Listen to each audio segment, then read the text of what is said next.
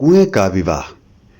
विजयनगर साम्राज्य में राजा कृष्णदेव राय के राज्यकाल के दौरान दिल्ली सल्तनत पर मोहम्मद सुल्तानों का शासन था।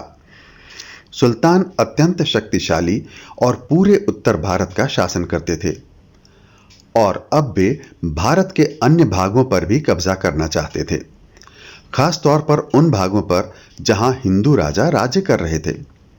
इसके लिए वे कोई भी तरीका अपना सकते थे।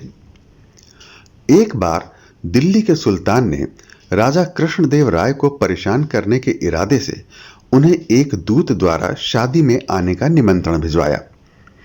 जब महाराज ने शादी का निमंत्रण पढ़ा तो वे ही नहीं, पूरा दरबार भौंचक्का रह गया। उस निमंत्रण पत्र में लिखा था, हम अपने राज्य के नए खुदे कुएं की शादी कर रहे हैं। इस शादी में हम आपके शहर के सभी कुओं को आमंत्रित करते हैं कि वे इस शुभ अवसर पर हमारी खुशी में शरीक होकर हमारा सम्मान बढ़ाएं। इस शुभ अवसर पर उनकी उपस्थिति प्रार्थनीय है। स्थान दिल्ली, दिनांक 24 अगस्त। निमंत्रण भेजने वाले दिल्ली के सुल्तान। बात यहीं खत्म नहीं होती थी। उस निमंत्रण पत्र के साथ एक चेतावनी पत्र और था, जिसमें लिखा था कि राजा कृष्णदेव राय के लिए सभी कुओं को शादी में भेजना अनिवार्य है और ना भेजने पर उन्हें और उनके राज्य को दिल्ली के सुल्तान के कोप का भाजन बनना पड़ेगा। ये दोनों पत्र पढ़कर महाराज को कुछ समझ नहीं आ रहा था कि वे अब क्या करें। निमंत्रण बहुत ही बेतुका था। सभी जानते थे कि कुएं एक स्थान से दूसरे स्थान पर नहीं जा सकते। परेशान होकर महाराज ने दरबारियों और अष्ट दिग्गजों की मदद मांगी, पर कोई भी कुछ ना बता सका। इस समस्या को किस प्रकार सुलझाएं, जिसमें दिल्ली और विजयनगर के बीच लड़ाई छिड़ने से बच जाए। कहीं से कोई रास्ता न सूझने पर राजा कृष्णदेव राय ने तेनालीराम को बुलाया और उसे पूरी बात बताई। सारी बात सुनकर तेनालीराम ने महाराज से कहा, महाराज, इस निमंत्रण पत्र के द्वारा दिल्ली का सुल्तान हिंदुओं को जलील करना चाहता है। आप तो जानते ही हैं कि हिंदुओं में नए खुदे कुओं की प्राण प्रतिष्ठा करने की प्रथा है। सुल्तान ने जानबूझकर प्राण प्रतिष्ठा आयोजन को विवाह का नाम देकर आपको यह निमंत्रण भेजा है। कुछ रुककर तेनालीराम बोला, परंतु चिंता की कोई बात नहीं है। ना तो निमंत्रण पत्र और ना ही वह चेतावनी पत्र हमारा कुछ भी बिगाड़ सकता है।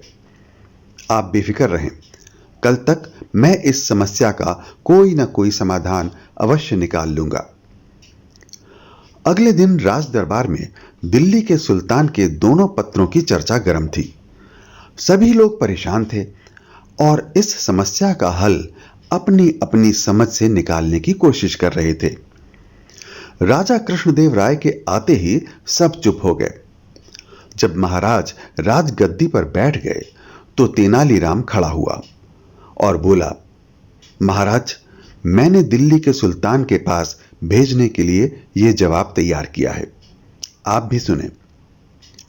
सेवा में श्रीमान दिल्ली के सुल्तान, आपके द्वारा भेजे गए निमंत्रण का बहुत बहुत धन्यवाद। हम आपके कुएं की शादी की आपको बधाई देते हैं। हम तहे दिल से आपके शुक्रगुजार हैं कि आपने इस शुभ अवसर पर हमें याद किया और इसमें सम्मिलित होने के लिए आमंत्रित किया। निमंत्रण मिलते ही हमने अपने राज्य के सभी कुओं को इसकी सूचना पहुंचा दी, परंतु वे सभी नाराज हैं कि आपके कुएं उनके विवाह में सम्मिलित नहीं हुए थे। इसलिए हमारी आपसे विनती है कि एक बार आप अपने कुओं को यहां निमंत्रण देने के लिए हमारे दूत के साथ भेज दें।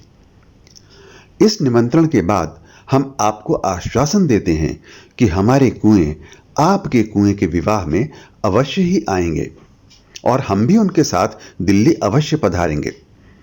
आशा है शीघ्र ही आपके कुओं से भेंट होगी। सधन्यवाद, श्री कृष्णदेव राय, महाराजाधिराज विजयनगर साम्राज्य। पत्र का मसौदा सुनकर पूरा दरबार तालियों की गड़गड़ाहट से गूंज उठा। महाराज ने एक दूत के साथ यह संदेश पत्र दिल्ली के सुल्तान के पास भेज दिया।